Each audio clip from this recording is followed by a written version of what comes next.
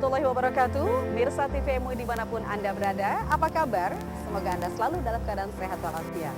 Ya, kita berjumpa kembali hari ini dalam program Sang Kiai.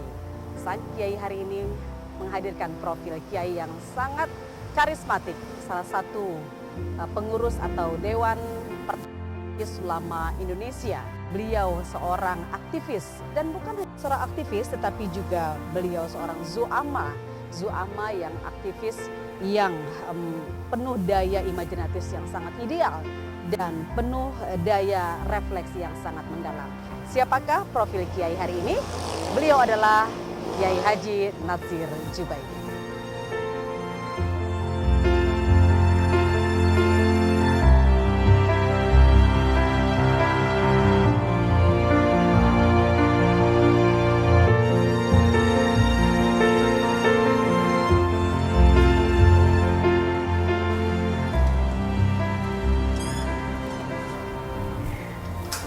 Assalamualaikum Pak Kiai. Waalaikumsalam warahmatullahi wabarakatuh. Silakan, baik-baik. Ya, terima kasih, boleh duduk ya.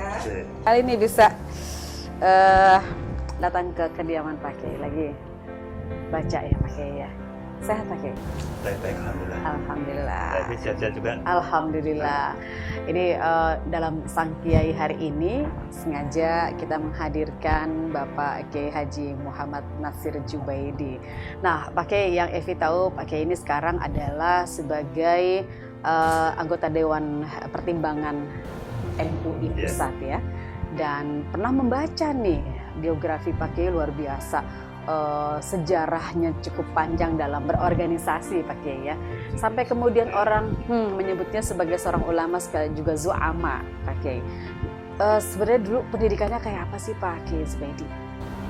Saya ini dulu pernah di madrasah yang didirikan oleh ayah saya.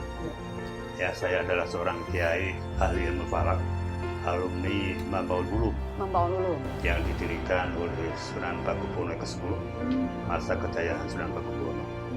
Jadi alumni dari Mambaul Ulum Surakarta itu madrasah yang sudah modern, itu ternyata menjadi pendiri Kementerian Agama di seluruh Jawa Tengah.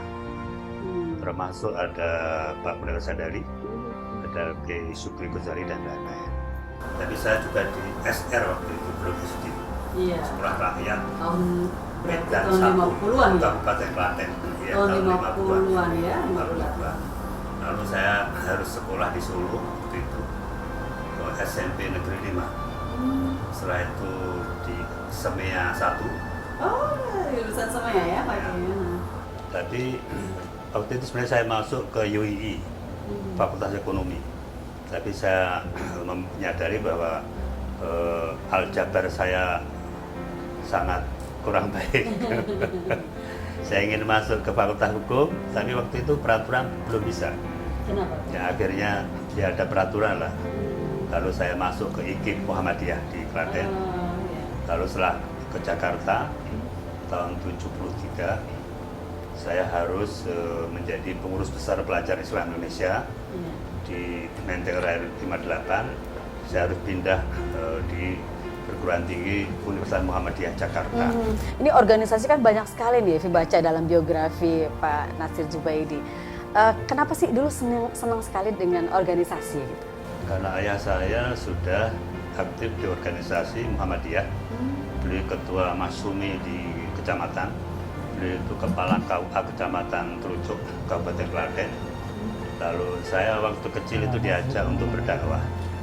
Tapi latar belakang saya bukan fakultas agama, tapi saya orang masjid. Sejak kecil tidur di masjid, subuhan di masjid. Ini sudah akrab dengan masjid ya? Sudah akrab dengan masjid. Jadi nampaknya saya seumur hidup ini ditakdirkan untuk menjadi merebut masjid. Subhanallah. Kayak di Dewan Masjid Indonesia. Ya. Tapi didikan agama dulu gimana sih orang tua mengajarkannya? Apa namanya, keras atau gimana gitu Saya sampai? anak yang paling bandel. Saya dulu sangat susah untuk mengaji, tapi ya karena doktrin dari orang tua, adik-adik saya yang selesai semua, ada di Gajah Mada, ada di UIN, mereka menjadi guru agama, ada yang jadi besar, tapi saya menjadi aktivis akhirnya. Maka bukan kiai tapi menurut hemat kita di Majelis Ulama ini adalah forum ulama, zuama dan cendekiawan muslim. Mungkin zuama aja. Ya. Ini kalau dilihat dari perjalanan Pak Kiai lahir kalau tidak salah nih tahun 1948, betul nggak? Nah, artinya Pak Kiai sudah melalui beberapa periode kepemimpinan di Indonesia ini ya. Nah, dengan bekal ilmu yang subhanallah ya Pak Kiai dan pengalaman organisasi ya. Islam untuk Indonesia menurut Pak Kiai seperti apa sih? Islam Indonesia adalah Islam yang luar biasa, bahwa lembaga-lembaga atau organisasi Islam adalah pendiri negara ini. Karena negara ini belum lahir, ormas Islam sudah ada. Syarikat Dagang Islam lahir di Solo 1905, Muhammadiyah 1912 di Yogyakarta. Lalu ada Young Islamitan Bond, ya kan? Young Islamitan Bond itu 1925. Lalu Young Islamitan Bond itu adalah satu-satunya organisasi pemuda Islam yang ikut Sumpah Pemuda 28 Oktober 1928. Yang lain kan Young Yapa, Young Ambon, Young Celebes, Borneo dan lain-lain. Itu luar biasa. Jadi kita ini menanam sejak awal jauh kemerdekaan. Itu luar biasa. Subhanallah. Baik. Pak Kiai, Evi juga tentu pengen tahu persis ini bagaimana perjalanan keluarga ya dari Pak Kiai. Berapa keluarga Pak? Satu itu berapa saudara? Istri saya dari orang Minang, keturunan Minang, tapi lebih dibesarkan di Palembang. Di Palembang. Ya, Menikah tahun berapa nih Pak? Menikah tahun 78. 78. Iya. Nanti kita pengen tahu juga bagaimana. Nah, istri saya juga aktivis. Oh, aktivis Dia juga. ketua PI Sumatera Selatan. Jadi bertemu waktu itu ada pertemuan nasional di Puncak, Bogor. Waktu zamannya Orde Baru. Ada mungkin Bu Evi kenal dengan Panglima Kopkamtib, Pak Tomo. Saya mimpin sidang sebagai moderatornya Pak Tomo. Nah, nampaknya calon atau pacar saya itu tertarik dengan saya. Ini orang mimpin sidang di sebuah forum nasional pasti orang penting. Luar biasa. Nah, ini menarik loh Pak Kiai Nasir Jubaidi.